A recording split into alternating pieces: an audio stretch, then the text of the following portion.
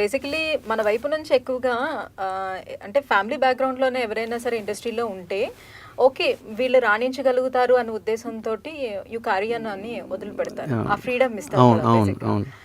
ఎలాంటి బ్యాక్గ్రౌండ్ లేకుండా వెళ్తే చాలా స్ట్రగుల్స్ అనేది ఫేస్ చేయాల్సి వస్తుంది కాబట్టి, అందులోనూ అబ్బాయి కాబట్టి సెటిల్ అవ్వకపోతే ప్రాబ్లం అవుతుందని ఉద్దేశం కాబట్టి ఎట్లా యాక్సెప్ట్ చేశారు మీ ఇంట్లో? ఇంట్లో అసలు యాక్సెప్ట్ చేయలేదండి. ఫస్ట్ ఆఫ్ ఆల్ వాళ్ళకి నేను ట్రై చేస్తాను, ట్రయల్స్ కూడా వాళ్ళకి తెలియదు. నేను ఇలా కాలేజ్కి వెళ్తున్నా అని చెప్పేసి వచ్చేవాడిని ఇటువైపు, అక్కడ బంక్ కొట్టేసి ఇక్కడ నా ట్రయల్స్ నేను వేసుకునేవాడిని. సో స్టూడియోస్ చుట్టూ ఆఫీస్ చుట్టూ తిరిగేవాడిని. నేను కాలేజ్ అనేది తెలిసి ఇంట్లో నేను వెళ్ళేది కాలేజ్ కానీ ఎప్పుడో కానీ కాలేజ్ నుంచి వాళ్ళు ఫోన్ చేసి సరే ఇలా మీ అబ్బాయి రావట్లేదు కాలేజ్కి అని వాళ్ళు చెప్తే తప్ప నాకు తెలిసేది కాదు ఇంట్లోకి ఫోన్ వచ్చింది. సో స్టార్టింగ్ ఏవో సపోర్ట్ చేయరు కదండి, సో నాకు సపోర్ట్ చేసేవాళ్ళు కాదు. తర్వాత మెల్లిగా అరే ట్రయల్ చేస్తున్నాడు ఏదో అవుతుంది, సో వీళ్ళు చేయగలడు ఆ హోప్తో కొంచెం నన్ను అలా వదిలేసి. సో అంటే ఇప్పుడు ఏ లెవెల్లోనే మీకు ఈ ఇంట్రెస్ట్ అనేది స్టార్ట్ అయింది? ఎక్కడి నుంచి స్టార్ట్ అయింది? జనరల్లీ చిన్నప్పటి నుంచి మూవీస్ బాగా ఎక్కువగా ఎలా స్టార్ట్ అయింది? స్కూలింగ్ నుంచి ఉండిందండి. నేను స్కూలింగ్ అంటే జనరల్గా చాలా మంది చిన్నప్పుడు అందరూ అంటారు కదా హీరో నేను అలా అవుతాను నేను ఈ హీరో అంటారు కదా జనరల్. అంటే జనరల్గా చాలామంది కాలేజెస్ బంక్ కొట్టి స్కూల్ లైక్ సినిమాలకు వెళ్ళే వాళ్ళు ఉంటారు. నేను స్కూలింగ్ నుంచే బంక్ కొట్టి వెళ్ళేవాడిని. 5th క్లాస్ నుంచి నాకు గుర్తున్నంతవరకు 5th క్లాస్ నుంచి నేను స్కూల్కి బంక్ కొట్టి సినిమాలకు వెళ్ళాను. సో అక్కడ నుంచి నాకు ఆ ప్యాషన్ ఉంది సినిమాస్. సో మొత్తానికి రీచ్ అయ్యారు, మీ ప్యాషన్ మీరు రీచ్ అయ్యారు. ట్రాక్ అయితే ఎక్కాను, ఇంకా మూమెంట్ అవ్వాలి, గాడిలో పడాలి. పడాలి. ఓకే, మరి ఫస్ట్ మూవీ ఆఫర్ ఎలా వచ్చింది? ఆ ఛాన్స్ ఎట్లా కొట్టారు?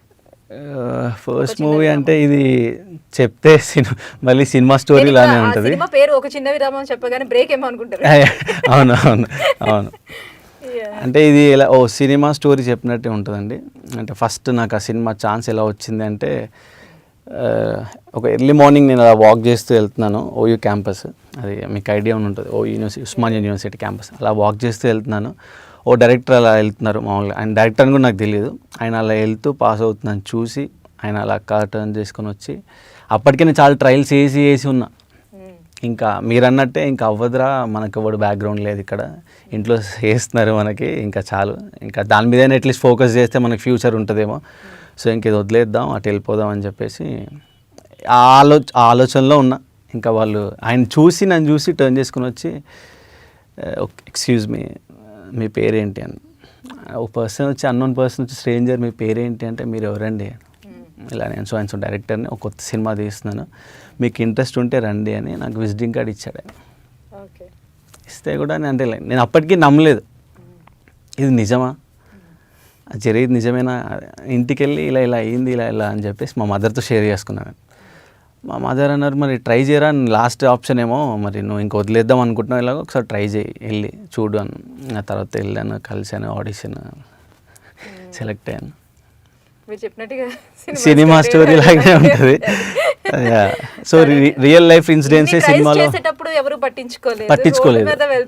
పట్టించుకోలేదు. అవర్స్ టుగెదర్ షూటింగ్ అలా చూడడానికి వచ్చి నిలబడేవాడిని ఫిలిం నగర్లో. అలా కొన్ని ఇయర్స్ చూసాను ఇంటర్ నుంచి. సో ఫస్ట్ సినిమా ఒక చిన్న విరామం. సో ఆ చిన్న విరామం తర్వాత మళ్ళీ ఏమైనా విరామం వచ్చిందా మీకు సినిమాకి? నెక్స్ట్ రాలేదండి, అది జరుగుతుండగానే ప్యారలల్గా స్టూడెంట్ ఆఫ్ ది ఇయర్ వచ్చింది.